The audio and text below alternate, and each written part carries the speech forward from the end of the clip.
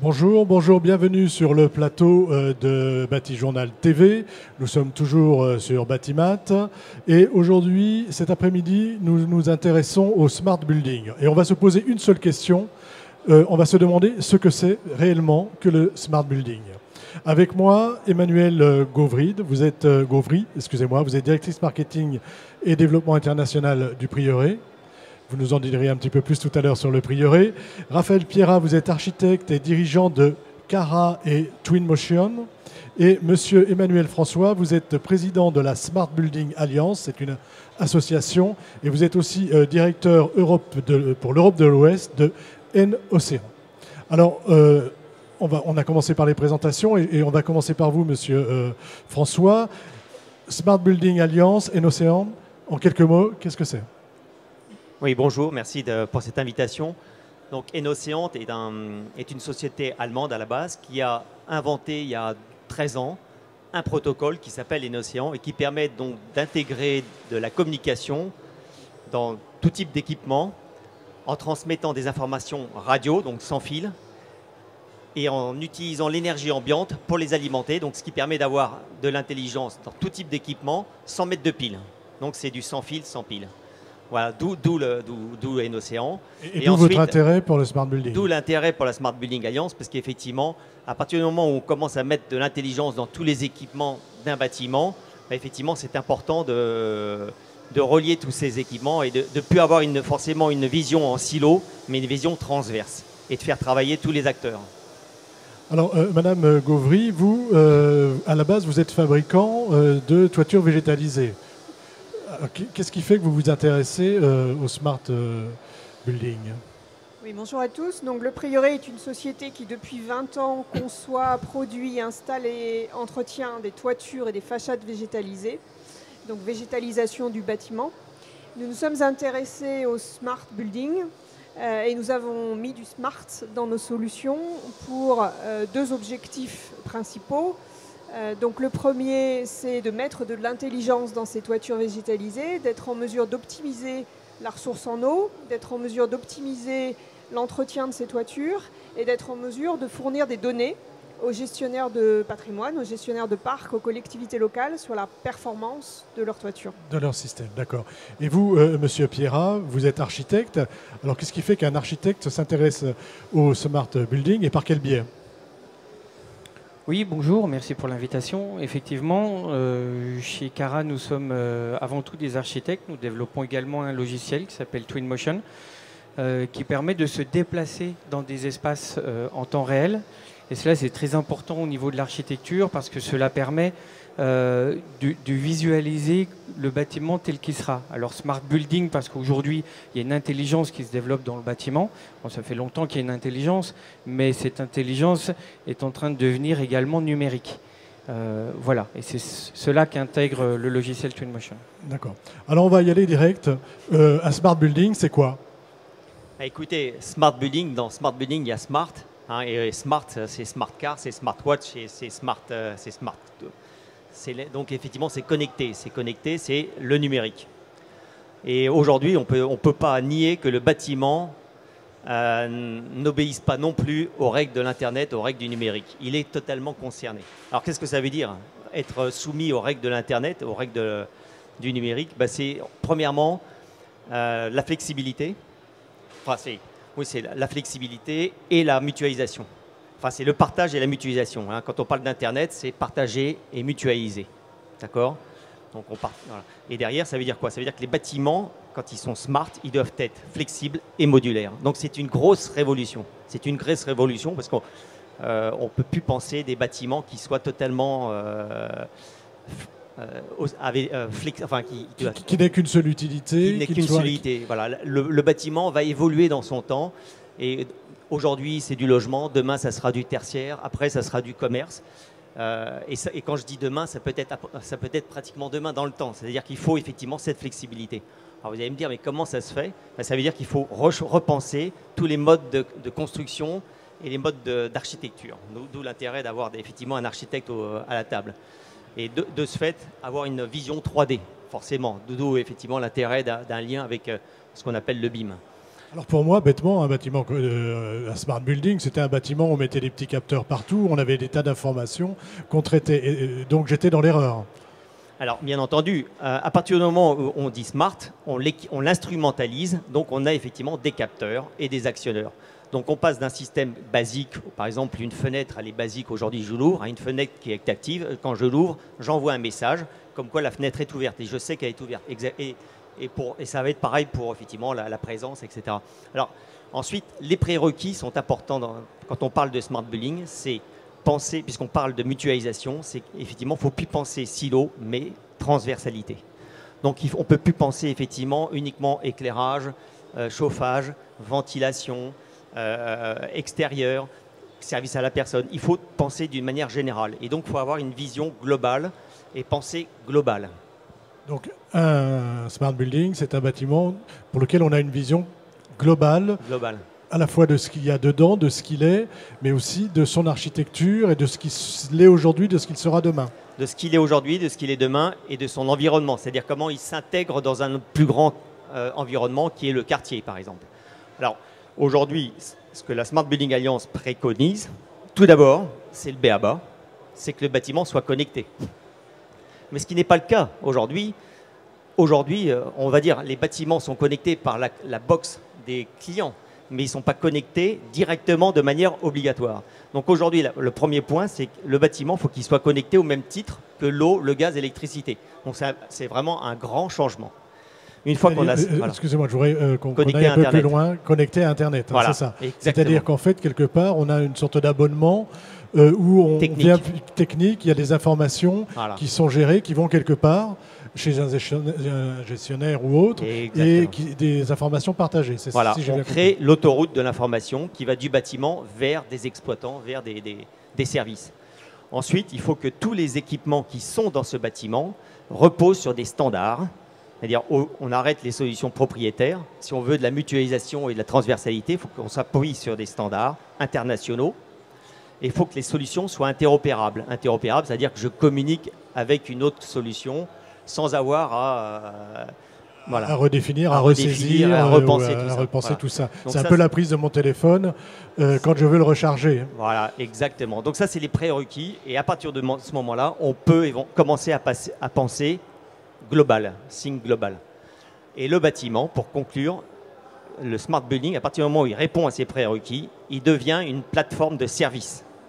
Et non pas un service, comme par exemple le service énergétique ou le service à la personne ou le service gestion des espaces, mais tous les services.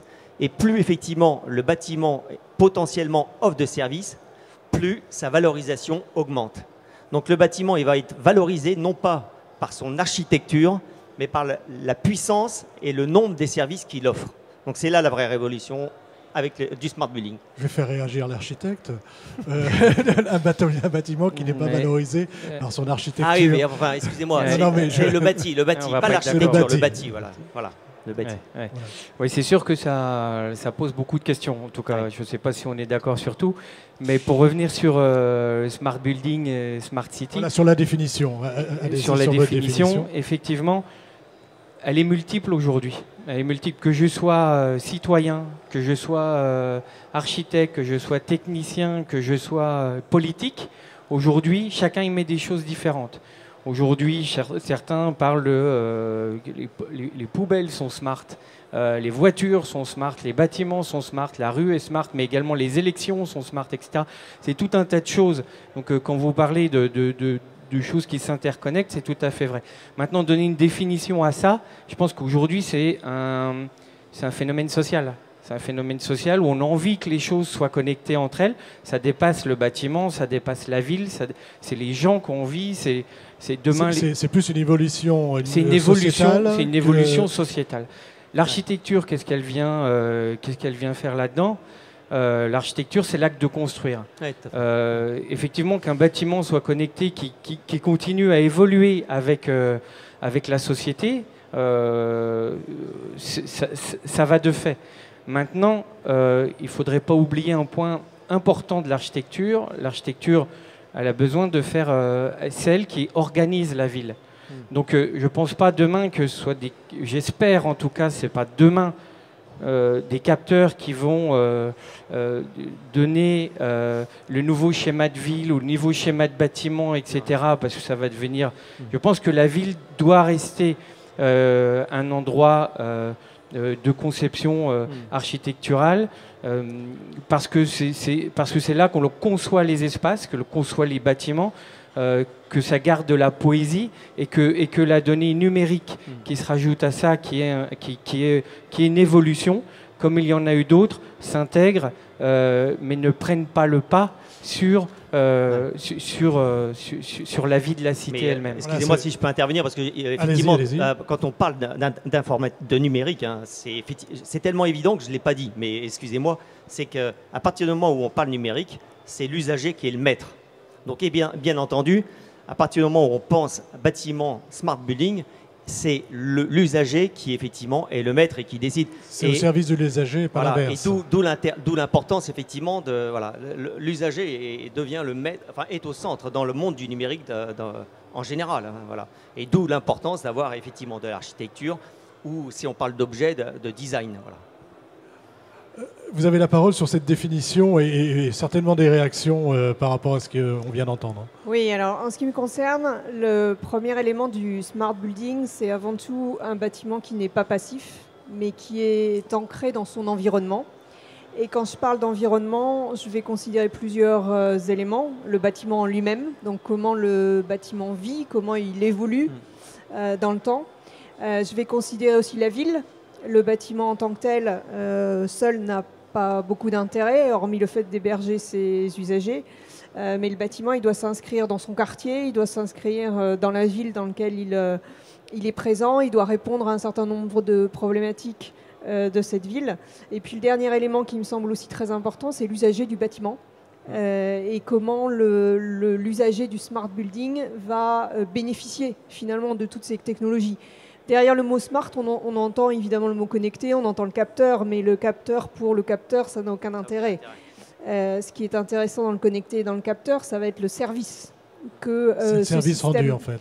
Ça va être le service que ce système va rendre. Encore une fois, soit l'usager du bâtiment même, soit la collectivité locale dans laquelle le bâtiment est inscrit. Alors, si on prend l'exemple de votre couverture connectée, quel est le service qu'elle apporte à moi, usager ? Alors, la solution dont vous parlez, qui s'appelle Hydroventive, qui est effectivement une solution hydroactive connectée, elle répond d'abord à un enjeu environnemental majeur, qui est celui des inondations, de la rétention, de la gestion des eaux pluviales, qui ont conduit récemment à tous ces événements dramatiques dans le sud de la France. Ça, c'est son premier usage fonctionnel. On aurait pu... Bien savoir combien d'eau va tomber. Je sais, avec votre système, je sais combien d'eau il est tombé, à quelle vitesse elle s'est écoulée, combien on en a, comment elle a été retenue. Alors, on aurait pu s'arrêter dans la conception de cette solution au principe mécanique seul. C'est-à-dire, je retiens de l'eau et puis je la libère ensuite. Pourquoi est-ce qu'on a voulu en faire une solution connectée dans cet esprit de service aux usagers et aux collectivités ? C'est de se dire, avoir le principe fonctionnel, c'est bien, mais encore faut-il être capable de mesurer la performance, de le suivre dans le temps et de pouvoir l'optimiser. Et là, en l'occurrence, de l'optimiser par rapport aux épisodes pluvieux. Donc, il y a un orage qui arrive, je fais en sorte que ma solution, elle soit pilotée à distance et elle puisse recevoir un maximum d'eau. Voilà, donc c'est à la fois de l'optimisation, c'est à la fois la connaissance de la performance de la solution et c'est à la fois le pilotage pour optimiser le fonctionnement de la solution. Pour vous, ça, c'est vraiment le type de connexion du smart building. Parce qu'après, on peut l'imaginer sur le reste, sur la façade, sur... Ouais, ça, c'est effectivement... En fait, le smart building, c'est un ensemble, c'est un puzzle avec des tas d'équipements ou enfin, moi, je dis des équipements qui sont connectés. Voilà, donc la toiture végétalisée fait partie est une partie du puzzle, au même titre, comme je vous disais, la fenêtre, au même titre que la façade, au même titre que l'interrupteur. Voilà, c'est un ensemble. C'est un ensemble. Et d'où la nécessité de cette interopérabilité. Et j'ai bien aimé ce que disait Emmanuel, c'est que en fait, l'usager est quand même au centre. Et pour lui, en fait, ce qu'il faut, c'est que ça soit neutre. Je rentre dans un smart building et c'est smart. Et puis je sors du smart building, je vais dans la ville. Et en fait, c'est neutre. C'est simplement, je suis dans un environnement smart. C'est-à-dire que Et globalement, je m'interconnecte avec mon environnement.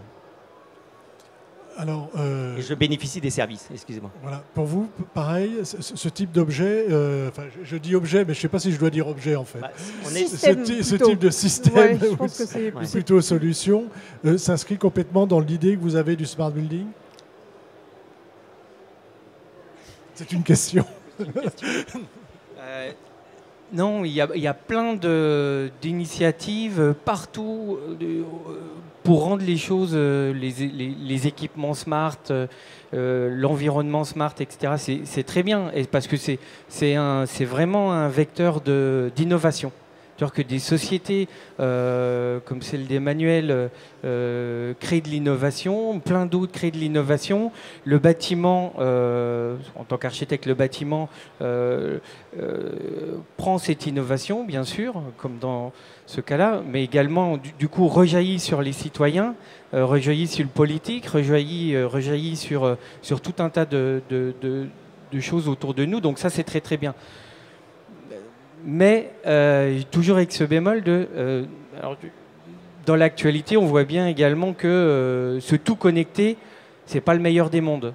Ce tout connecté peut avoir, alors dans le meilleur des mondes, c'est génial. Dans le pire des mondes, c'est l'enfer. Donc c'est juste essayer. Qu'est-ce que le meilleur des mondes? Le meilleur des mondes, c'est celui qu'on dessine autour de cette table.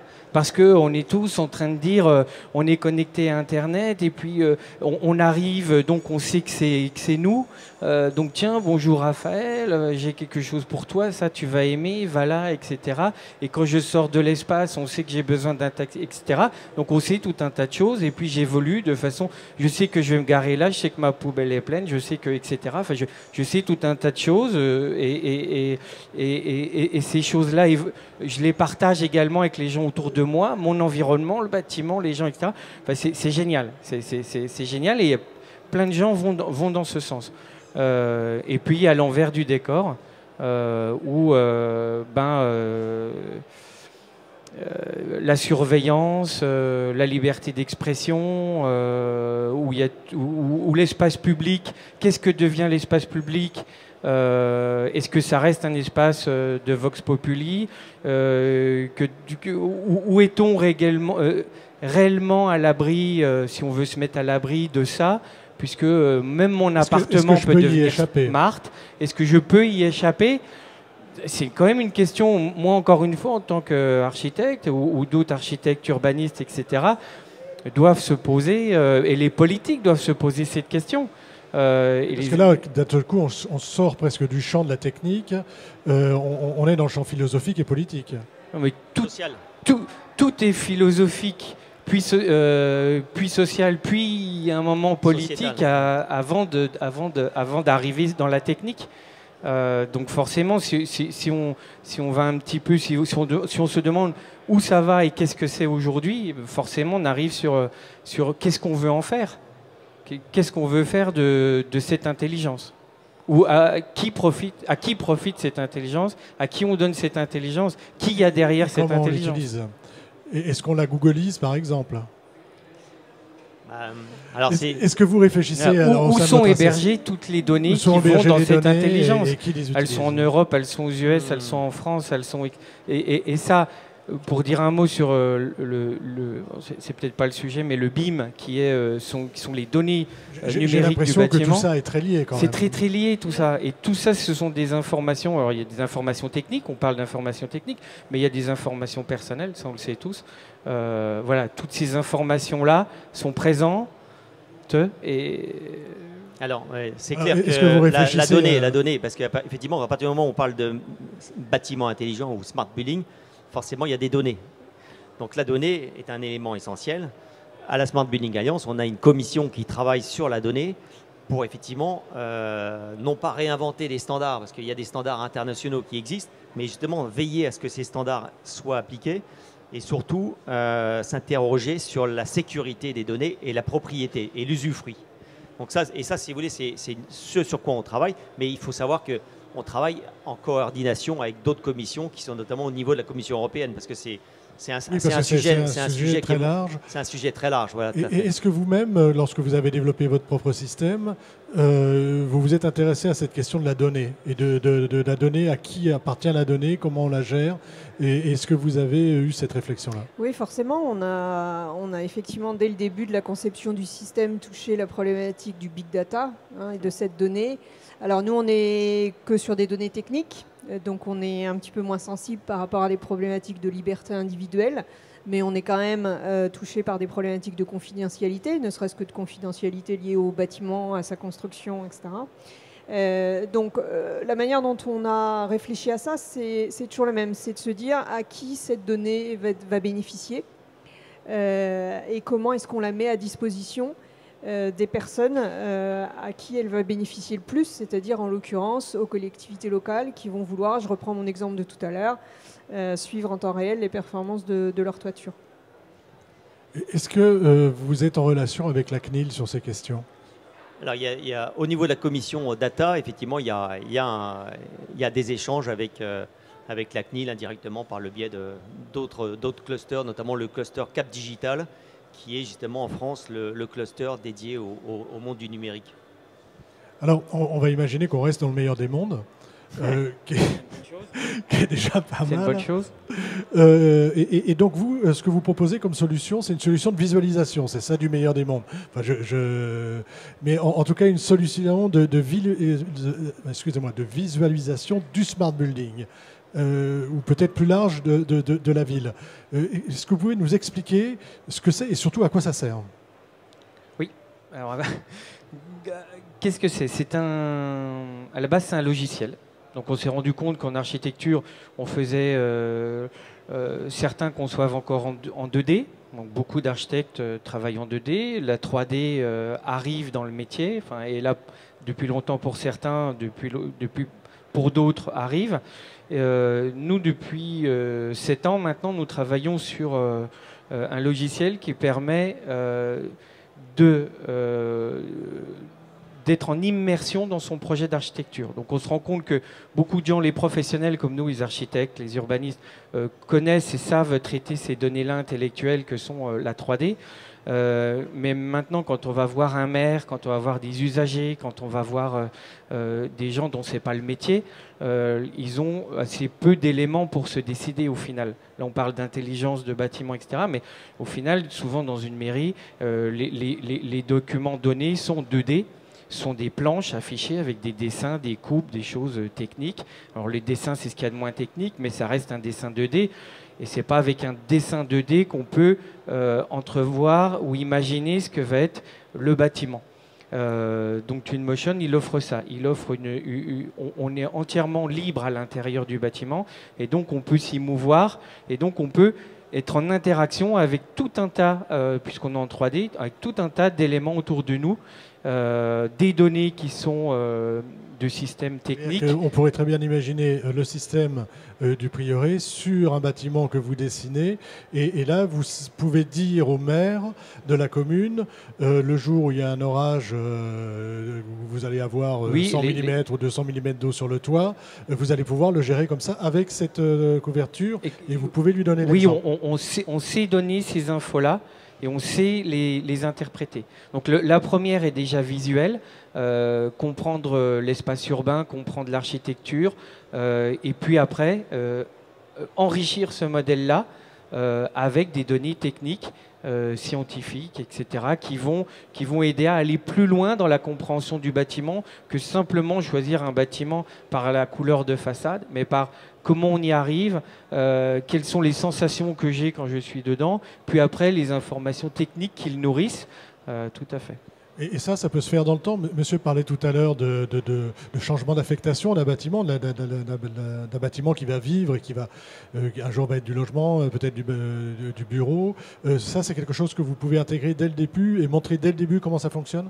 Oui, tout à fait. Oui, les changements d'affectation, les rénovations, les choses comme ça font partie intégrante du process.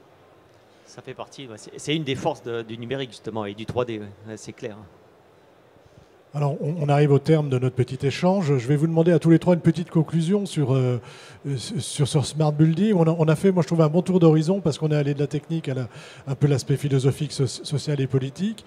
Est-ce que vous pouvez nous faire une petite conclusion pour nous dire un peu comment le Smart Building s'inscrit dans une ville qui serait dans un monde parfait, évidemment? Alors moi, je voulais juste, avant de répondre à votre question, rebondir sur ce que monsieur disait. Ce qui me semble intéressant également au niveau des collectivités locales, c'est de pouvoir garder la trace de ce qui a été fait. C'est-à-dire que le bâtiment, il a été construit peut-être 10 ans, peut-être il y a 20 ans. Et aujourd'hui, il y a un besoin de rénovation. Et dans la majorité des cas, vous trouvez des collectivités locales qui n'ont plus aucune donnée sur le bâtiment. Alors, on n'est pas dans des données smart, là, il y a 20 ans, mais on est dans les données tout court du bâtiment, en ce qui nous concerne, le poids de la structure, est-ce que c'est métallique, est-ce que c'est, etc. Et ne serait-ce que pour cet aspect, finalement, archivage, mais qui permet ensuite de faire évoluer son bâtiment, c'est intéressant. Pour répondre à votre question, comment le bâtiment s'inscrit dans la ville, pour moi, c'est un élément constitutif essentiel de la ville qui répond aux problématiques, et en l'occurrence, en ce qui nous concerne, problématiques environnementales de la ville, et qui peut être une solution à ces problématiques environnementales de la ville à partir du moment où on lui met un certain nombre d'intelligences. Monsieur François?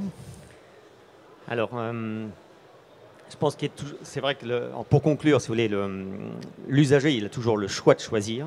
Il aura toujours le dernier mot. S'il veut éviter d'être trop connecté, il pourra éviter d'être trop connecté. Ensuite, c'est une question d'acceptation. Mais il faut savoir qu'à partir du moment où il accepte d'être connecté, il bénéficiera de services, voilà, de services multiples. Et on peut aller même si on imagine demain, au même titre que la voiture, le bâtiment connecté, au même titre que la voiture connectée, on peut imaginer demain presque des logements gratuits. Je provoque exprès. Pourquoi? Parce qu'en fait, le logement gratuit, bien sûr, on acceptera d'être complètement connecté et entre comparties, d'avoir des publicités. Mais vous voyez, donc le curseur, il est large. Mais si je le dis, c'est que quelque part, c'est déjà écrit. C'est déjà dans les plans d'action. Vous parliez de Google, effectivement. On y pense déjà. Bien entendu. Mais après, est-ce qu'on le veut ou pas? Ça, c'est un autre choix. Mais il faut savoir que si on parle de logements sociaux aujourd'hui, il n'y a pas longtemps, j'écoutais le responsable de Nantes Habitat et il disait 60% ou 67% des personnes qui sont dans ces logements sociaux sont en dessous du seuil de minimum de pauvreté. Donc c'est vrai que demain, si on leur dit attendez, ça va coûter encore moins cher, mais vous accepterez d'avoir de la publicité, on peut se poser la question s'ils accepteront ou pas. C'est vrai que c'est une question. Après, c'est global. Voilà. Après, c'est l'acceptation ou pas. C'est l'acceptation. C'est de savoir si on veut aller jusque-là, si on veut continuer à... Mais c'est une petite facette. Il ne faut pas réduire le smart building à ça. C'est une facette, mais qui permet de voir un petit peu demain. Voilà. Vous avez la lourde charge de conclure cette petite table ronde. Monsieur avait dit le meilleur des mondes. Comme conclusion, pas la pire, mais je pense que vous avez peint à peu près la pire. Mais ok, non mais moi je trouve que qu'on vit une époque géniale. Parce que plein de choses bougent, plein de choses se modifient, plein de sociétés vont vers l'avant et c'est vrai que les citoyens ont, pour certains, je ne dis pas tous, mais ont envie de ça. En tout cas, il y a des très belles choses à faire de ce côté-là, donc c'est formidable.